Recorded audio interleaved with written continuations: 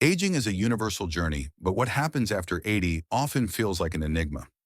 Many older adults who were sharp, active, and full of life in their 70s begin to fade physically, mentally, or emotionally.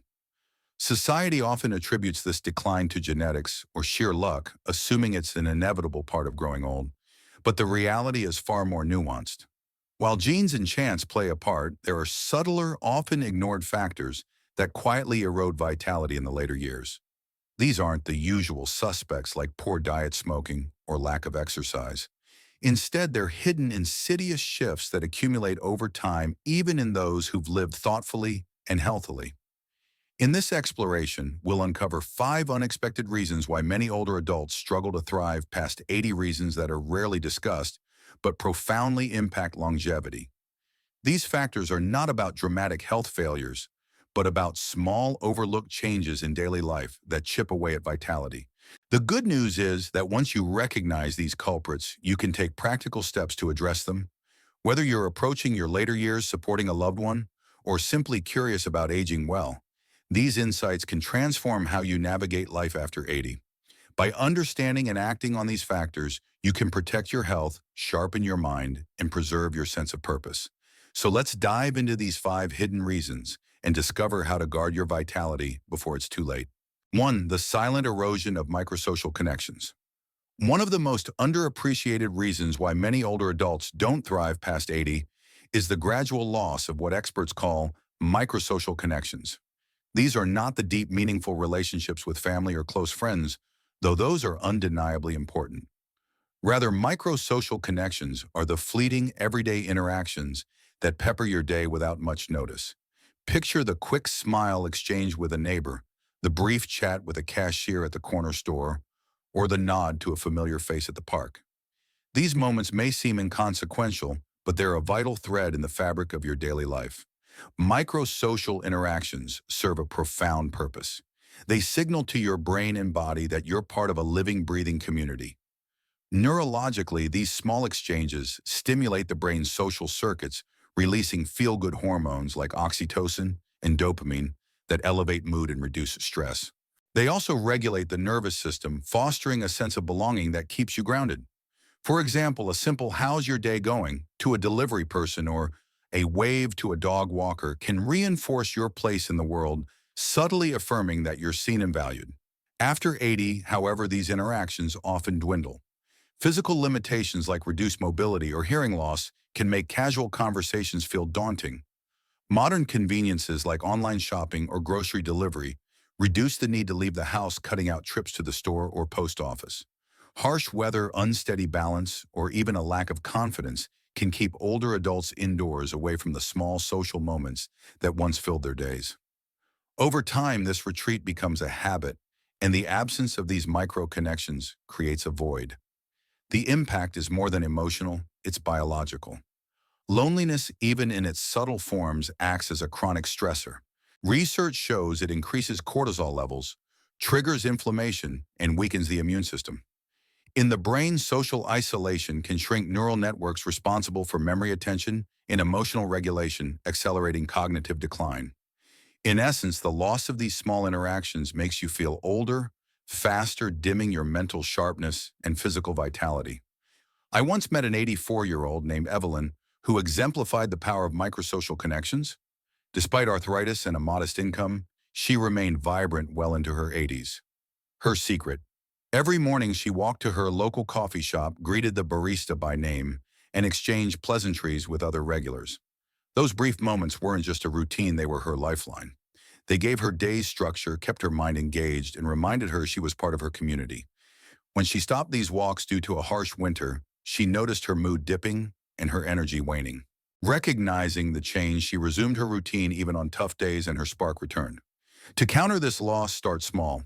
If you've been staying indoors more or avoiding casual interactions, make a point to reconnect. Wave to a neighbor from your porch, strike up a short conversation with a store clerk, or sit outside and say hello to passersby. These moments don't need to be profound, they just need to happen. If mobility or hearing challenges make this harder, consider low-effort alternatives, call a friend, join a local group, or even chat with someone online. The goal is to keep your social wiring active, telling your brain and body that you're still here, still connected, and still vital. These tiny threads of connection are a powerful antidote to the slow fade of aging. 2. Overcautious inactivity. When fear outweighs action, another hidden factor that undermines vitality after 80 is overcautious inactivity. It often begins with a moment of fear, a stumble on a sidewalk, a near fall on the stairs, or a twinge of pain in a joint. Suddenly, you start avoiding certain movements, no more. Bending to reach low shelves, no more walks on uneven paths, no more climbing into the back seat of a car. Loved ones may encourage this caution, saying, "Don't push yourself or take it easy."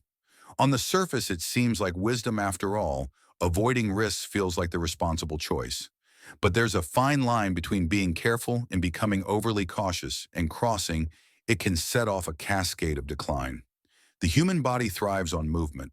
Unlike a machine that preserves energy by resting, your muscles, joints, and nervous system need regular activity to stay functional. Movement maintains strength, sharpens coordination, and supports balance. When you stop moving, whether out of fear or habit, your body doesn't just pause, it weakens.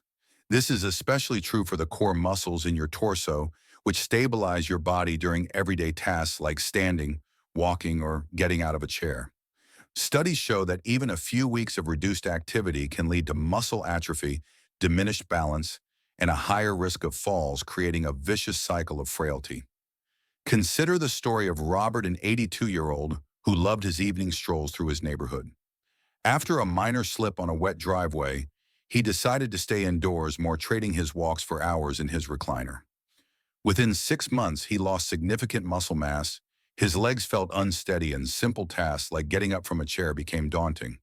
His doctor warned that his inactivity was accelerating his decline, but the damage had already begun. Robert's story isn't unique. He didn't weaken because he was old. He weakened because he stopped moving. This doesn't mean ignoring real risks. Smart precautions are essential use. Handrails, wear sturdy shoes, clear clutter from walkways, or use a cane if needed. But there's a critical difference between managing risk and surrendering to fear. When caution dictates your life, your body forgets how to function. Muscles waste away, joints stiffen, and confidence erodes, making even small movements feel risky. Over time, this inactivity impacts not just your body, but your brain, reducing cognitive sharpness and emotional resilience. To break this cycle, start with small, deliberate movements. Take a short walk around your home or garden, even if it's just for 5 minutes. Practice standing up and sitting down to strengthen your legs. Stretch gently each morning to keep your joints flexible. If mobility is a challenge, try seated exercises or work with a physical therapist to build confidence. The key is consistency, regular movement, even if slow, or careful signals to your body that it's still needed. It keeps your systems active, your mind alert, and your heart engaged.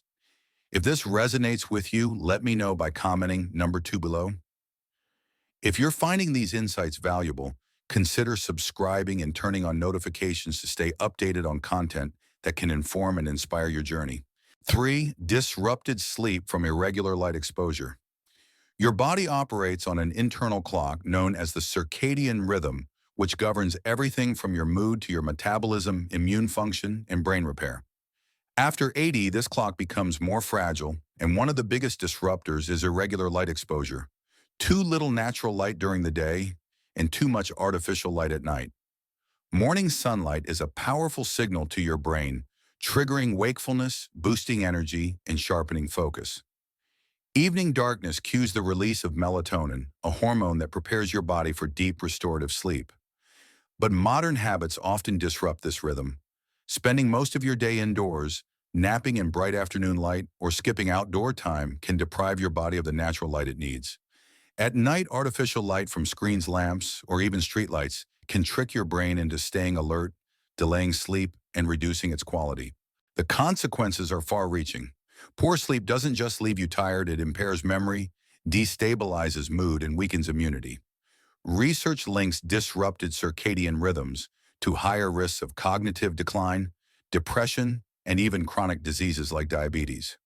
Additionally, sunlight exposure is critical for vitamin D production, which supports bone health, muscle strength, and immune function.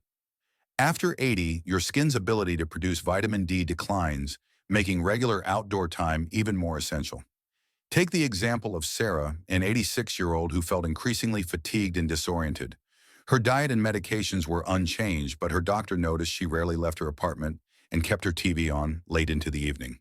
He suggested a simple fix: 20 minutes of morning sunlight, sitting by an open window or on her balcony, and turning off screens an hour before bed. Within 2 weeks, Sarah's sleep improved, her energy returned, and her mental fog lifted. The solution wasn't a new drug, it was light. To restore your circadian rhythm, prioritize morning sunlight. Step outside for a brief walk, sip coffee on your porch, or sit by an open window within an hour of waking. Even cloudy days provide enough natural light to make a difference. In the evening, dim indoor lights and avoid screens to signal rest. If mobility limits outdoor time, consider a light therapy lamp designed for circadian health. These small adjustments can realign your body's clock, boosting energy, mood, and overall health. 4. Unprocessed grief and emotional suppression. By the time you reach your 80s, life has likely brought profound losses: a spouse, a sibling, a lifelong friend, or even a child. These losses leave deep marks not just on your heart, but on your body. Yet many older adults suppress their grief, believing they should be over it, or that expressing pain is a sign of weakness. This emotional suppression is a silent thief, draining vitality in ways that are often invisible until it's too late. Unprocessed grief doesn't disappear, it lingers. It raises stress hormones like cortisol, disrupts sleep, and weakens the immune system. Studies show that chronic emotional suppression can contribute to physical symptoms like fatigue, digestive issues, and even heart problems. It also dims your emotional spark, making you feel disconnected or less like yourself. The body carries this weight even if you appear calm or insist you're fine. I remember John, an 85-year-old who lost his wife of 55 years. He rarely spoke about his grief, saying it wasn't his way. But within a year, he'd lost weight, stopped attending his weekly book club, and struggled with insomnia. His decline wasn't due to illness, but to the sorrow he'd buried. When he began sharing his feelings with a trusted friend, his health stabilized and his energy returned. His body had been carrying the weight of unexpressed pain. Emotional expression is a cornerstone of longevity. People who thrive past 80 often have outlets for their feelings, whether it's talking to a friend, writing in a journal, or finding solace in faith or community. These acts of release allow the heart to breathe, supporting physical and mental health. If you're holding on to unvoiced pain, make space for it. Join a support group, share your story with a loved one, or try creative outlets like writing or art. Processing grief isn't just about feeling better, it's about staying alive. If this speaks to you, comment number 4 below to let me know you're here. Subscribing and enabling notifications ensures you don't miss future insights to support your journey. 5. The gradual loss of daily purpose. Perhaps the most profound yet subtle reason many fade after 80 is the erosion of daily purpose. This isn't about grand life missions, but the small, meaningful routines that give your days structure and meaning. Watering a garden, feeding a pet, or writing a letter to a grandchild, these simple acts anchor you, providing a reason to get up and engage with the world. As you age, these routines can slip away. Social groups may dissolve, family visits may dwindle, or physical limitations may end cherished activities. Without these anchors, days lose their shape, blending into a monotonous blur. This lack of purpose sends a subtle signal to your body that it's no longer needed. Appetite fades, energy wanes, and health declines, not from disease, but from a lack of reason to keep going. Consider Alice, an 88-year-old who radiated vitality. Her secret wasn't wealth or perfect health, but a collection of small routines: tending her herb garden, calling her niece every Sunday, and volunteering at a local library. These tasks gave her days texture and meaning, keeping her mind sharp and her heart engaged. When you have a reason to rise, your body responds, repairing cells, sustaining energy, and maintaining function. If your days feel shapeless, start small. Plant a flower, write a note, or help a neighbor. These acts remind your body and mind that you're still needed, still relevant, still alive. Final thoughts. Fading after 80 isn't inevitable. It's often the result of subtle, gradual shifts, Lost connections, reduced movement, disrupted rhythms, unprocessed emotions, bouffendie, and fading purpose. These factors are quiet but powerful. The good news? You can counter them with small intentional changes. Reflect on these 5 reasons. Which one resonates most? What small step can you take today to reclaim your vitality? Aging well isn't about stopping time, it's about living fully within it. Share your thoughts below. What did you learn and how will you apply it? Your comments inspire us. Like, subscribe, and share to support more content like this. Thank you for joining, and we'll see you next time.